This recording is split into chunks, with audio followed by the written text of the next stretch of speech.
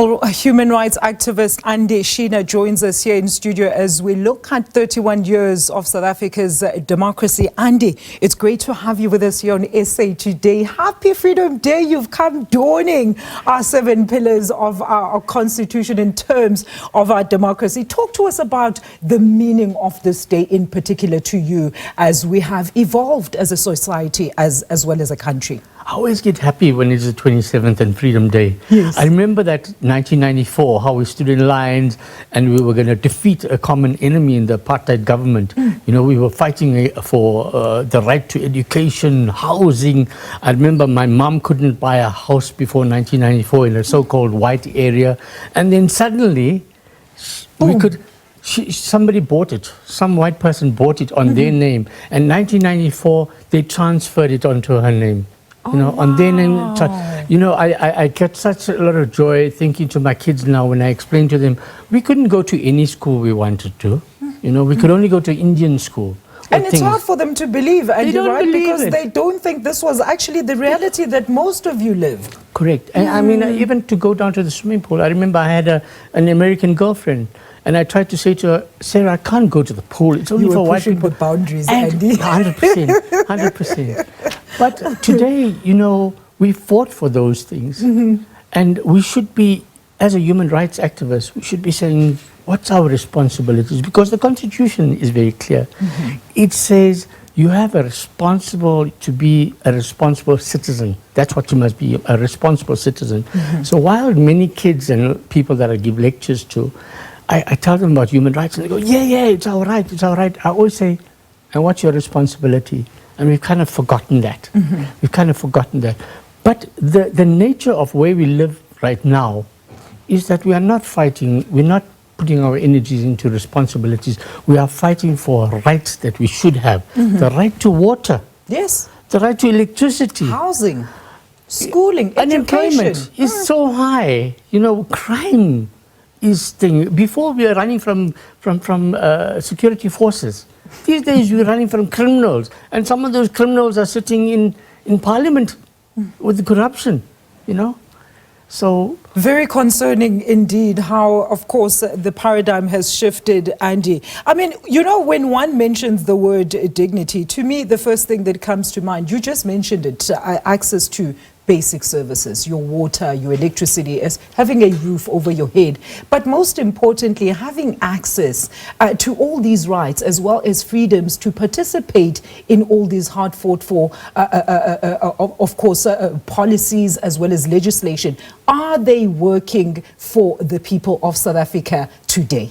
Alicia, Albie Sachs, former constitutional judge, constantly reminds me. He says, Andy, we have piles and piles of paper in the Constitutional Court. It remains piles of paper unless we act upon it. The thing is that we are starting to act as activists. We're starting to rise and starting to say, no, but those rights are there. We fought for it. Absolutely. Come on, we need it. Implement them. But you get individuals that want to spew rhetoric and start to tell us, no, we have foreign nationals, that's why we can't provide you health care. We can't provide jobs because foreign nationals come. I have to ask the question. I know an ambassador told me that we'd like to increase the employment rate in a car factory, but we can't because of load shedding. I have to ask the question, who's responsible for load shedding? Tell me who's sitting on the ESCOM board that has plunged us into darkness. You know, so the rights are there. We have the best constitution in the world. But we as well, people, on paper. Policies, procedures, we got all the documentation. We're good at documentation. But the actual fighting for it and getting people to understand that the first 3 words of the Constitution doesn't say I the president or I the mayor. It says we the people. We don't have servant leadership where leaders understand what our rights are and who are able to say we understand the Constitution. Yes, you don't have to fight for your rights. Your rights are there.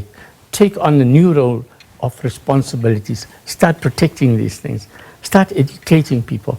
Now in fighting, I just got 65 children back into school after them not being in school for 1.5 years.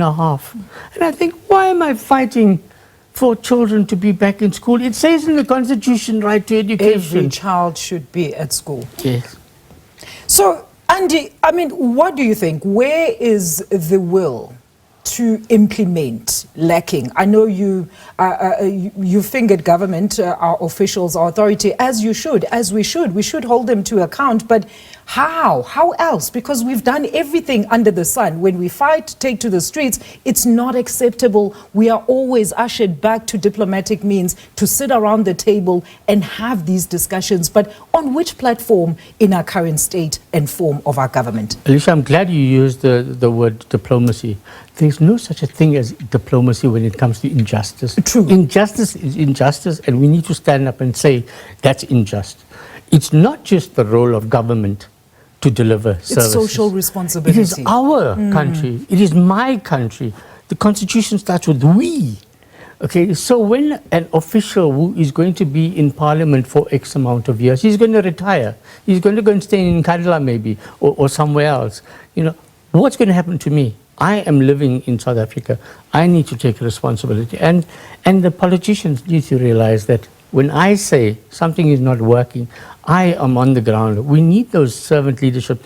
We need the Mandelas who understood what people needed. But they present themselves as ethical leaders, and we vote them into the positions of power, Andy. And then what can we do when they are operating on the basis of the Constitution that has put them there, and the voters are excluded from all those processes? What we really need to do is make them understand the pain, feel the pain. How, Andy? Gone are the days where we go picketing Should and we park toy-toying. outside their houses? Should we demonstrate outside their mansions to hold them accountable? You know, when our water and light get cut, we need to go to their houses and say to them, hey, come out.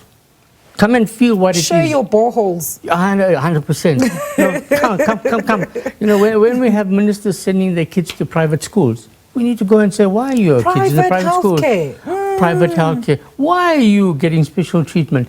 No, come with me. Come and sit with me. I have challenged the Minister of Health before. I said, come and sit with me in the queue at Charlotte Matheka Hospital. Let me show you what it feels like as a normal. I don't do it for fun. So we must demand more. We must demand more, and they need to feel it. They need to feel the pain. They are not feeling the pain right now. You know, when we hand over a memorandum, I'm sure that's going into file 13. Andy, let's leave this interview in file 14. Thank you, Andy. Thank you. Happy Freedom Day. Continue with your struggle for the recognition of those human rights. Thank you so much for joining us in studio. That is Mr. Andy Chinna there, who's a human rights activist. As of course, we continue observing Freedom Day today, looking at how the human rights of our citizens have been upheld.